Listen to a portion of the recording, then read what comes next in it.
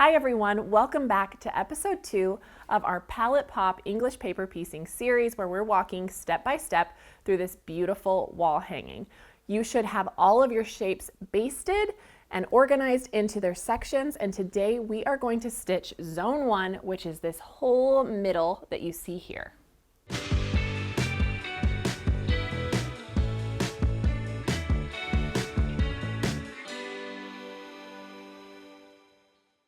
So I have grabbed my zone 1 bag of all of my basted and labeled shapes, and I have those ready to go. And something that's important to keep in mind when you're working on this project is the entire thing kind of ombres around the center.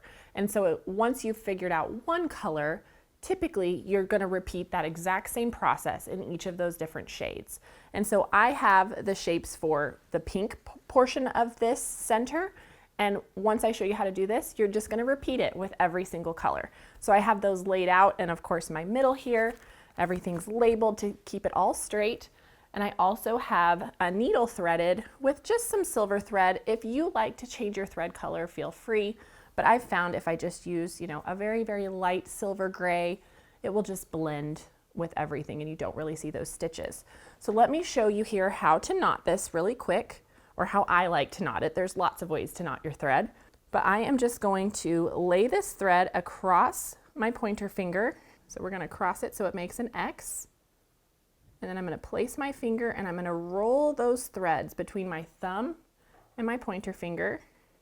And then I'm just going to slide that down. And then I've got this great little knot at the end of my thread and I'm ready to go. So now that I have that all set, I can set it aside. And now let's talk about how these shapes are going to come together. So we have our little hexagons with our flowers, and then we have these 3 diamonds and our large owl hexagon for the center. So up first, we're going to join our 3 diamonds, and that's going to go our white, pink, white.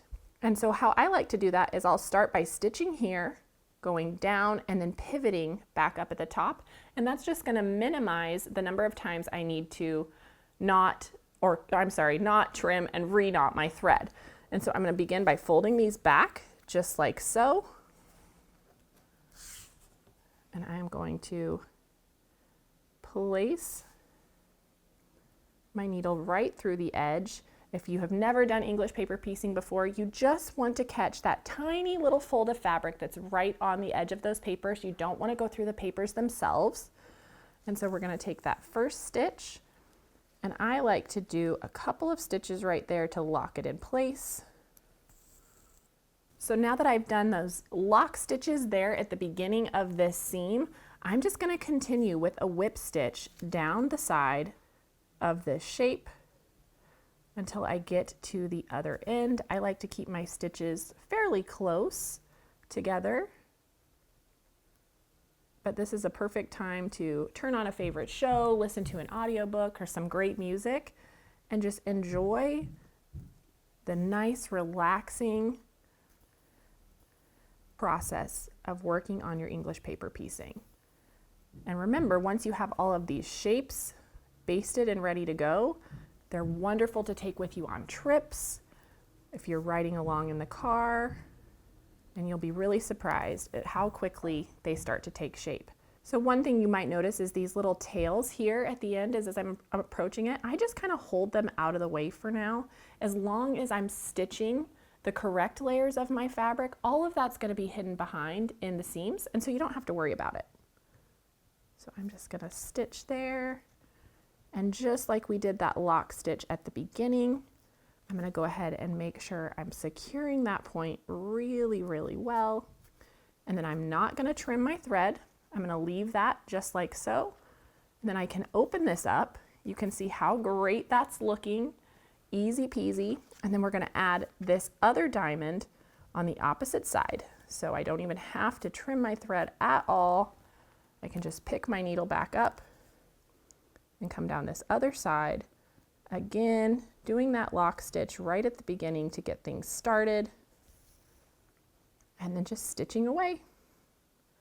So I'll keep finishing this up, and then I'll come back here to show you how to add the hexagons.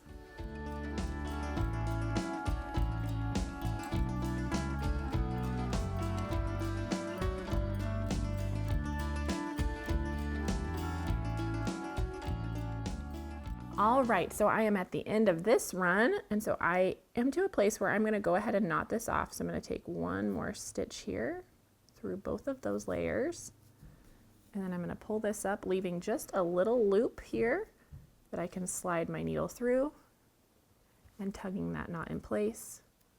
And I always double knot it because we just don't want to run the risk of all of our hard work coming out. And then I can grab my little scissors, trim this, and then I always immediately knot it again, so I'm just ready to be stitching.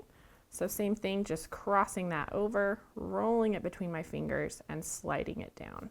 So my knot's ready to go. And so now here's our little diamonds all stitched together. And so now we can add our first hexagon. We have one that's going to come in here and another that's going to come in here. And this is another thing that you can do in a continuous line of stitching. So we'll start at one end and make our way all the way down, adding both of those hexagons. So let's go ahead and do that. So I'm going to fold this over here to do this little row first.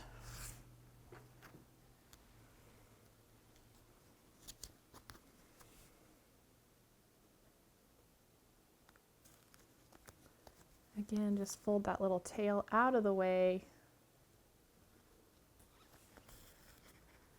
Doing a lock stitch. And making our way down.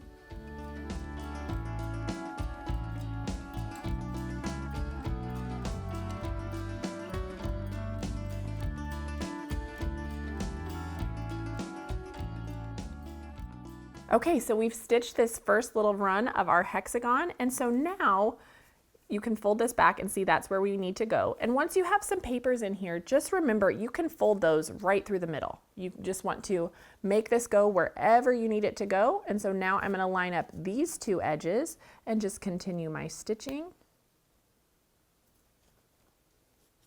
And it's really as simple as that. And so just take your time, enjoy the process, and I'll meet you back here when I have this whole little segment all stitched.